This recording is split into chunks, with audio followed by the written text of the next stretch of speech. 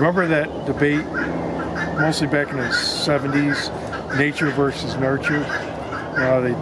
They do experiments like with twins, and they would have them separated and see how they grow up, and they end up growing up alike or whatever.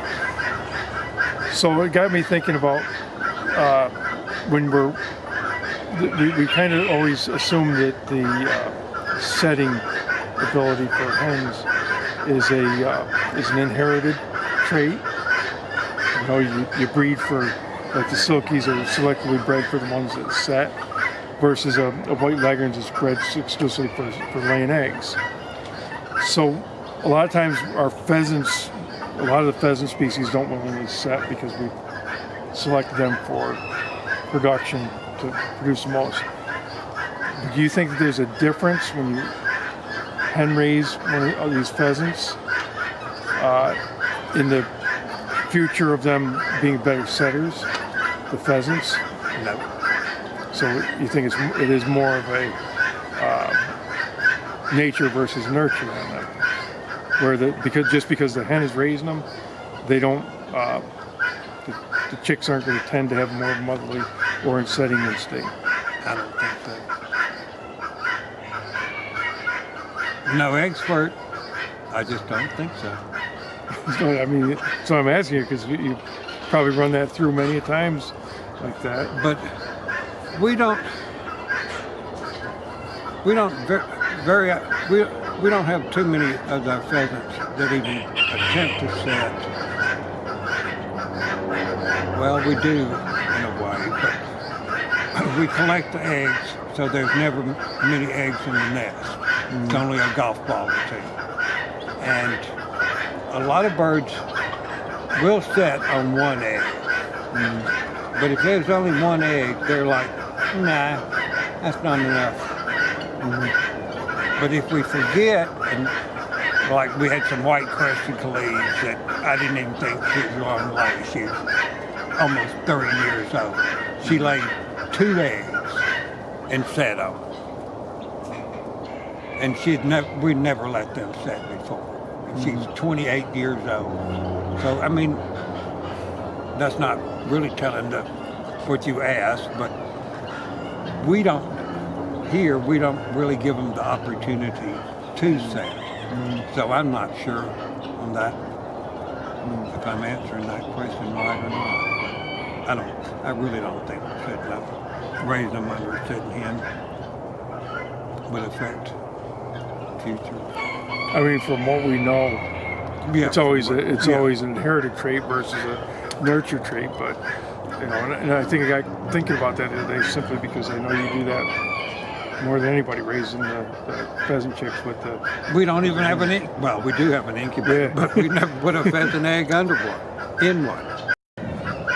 We just don't get Tim's got a fairly good incubator, but we just don't get the hatch under these sitting hens. I don't know why, but... So, I mean, it's the same thing we experience with waterfowl. We get better hatches by natural methods than we do with incubators. But we have some good years with chickens, and there's some species that do good with chickens, and then we have good years, some of the species actually do okay in incubators, but natural is always the best. Now, when you have your waterfowl under your sitting hens, do you ever put some extra water in? No, never. But we do candle them on a regular basis just to make sure that the air sac isn't drying up too much. The egg isn't drying down too much. Because I've never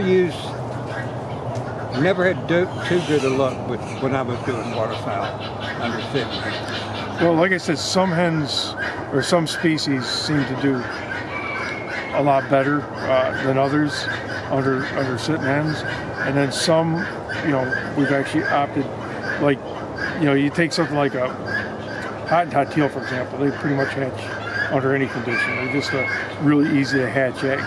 You take something like a tree duck egg, for some reason, if it's under a hen, we don't have really good success. We're probably better off putting it in an incubator, running through an incubator.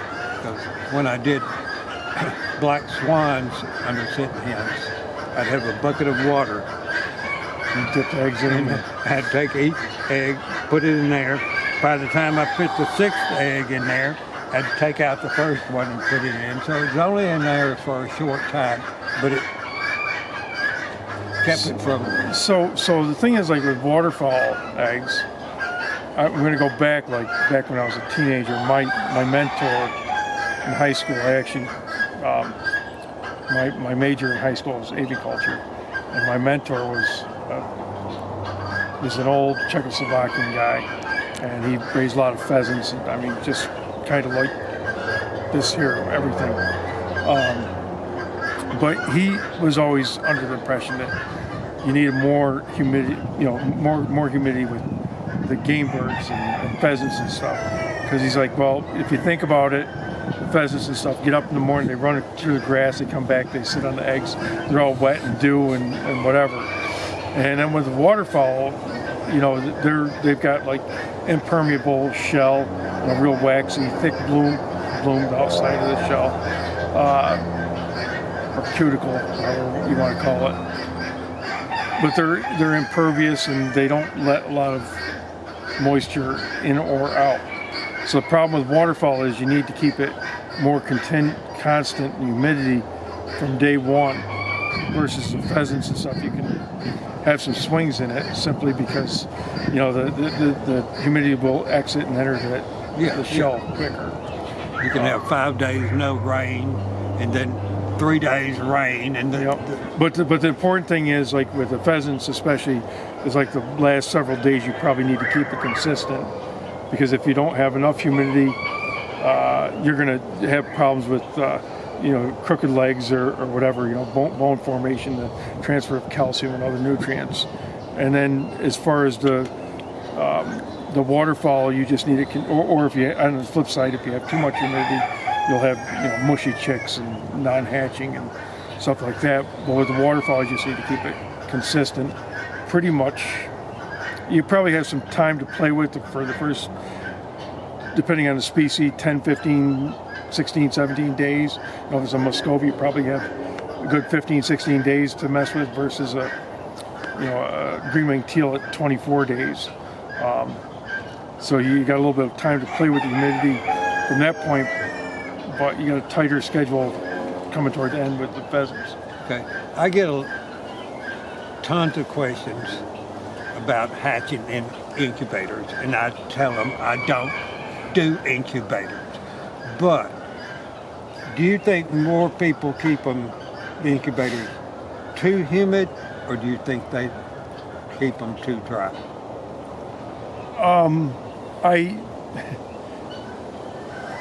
I'm chartering into some territory that we don't like to really talk about. Good. The dry hatch. These people love this dry hatch. Where you don't put any. This is one of your clicky things that these new people are coming up with. You don't add any water to the incubator, and you just run it through. Well, that would make it your climate, your own. But that's the thing is, you're not really hatching with no humidity. If you're lucky enough to have a dry hatch and you're doing good with the dry hatches, it doesn't mean it's because you don't have any humidity in your air. It means that your environment has enough humidity in it that you don't need so I think that that's probably the bigger problem now is people don't put enough humidity in there.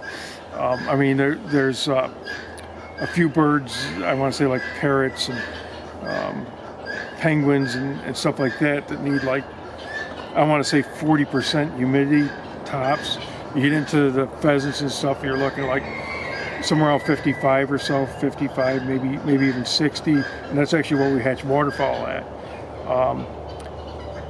But so I think that, of course, in the summertime, people tend to still add, when you got high, you're into mid-June down here, your humidity's probably 90% out here, and you still got people in some of these areas that are adding water to their incubators and stuff. So the only thing, like I said, I've never used incubators much, but of course when I had emu, they had to go in incubator. And I never put water in there. Maybe right when they hatch, I might pour a little bit of water in the pan, just because I did. Yeah. But So, I mean, of course, like I said, the biggest problem you have is if you put too much humidity in there, you're going to have chicks that don't hatch, sticky chicks, and suffocating out. And then on the flip side, if you don't have enough humidity, you're going to have problems with transport of nutrients.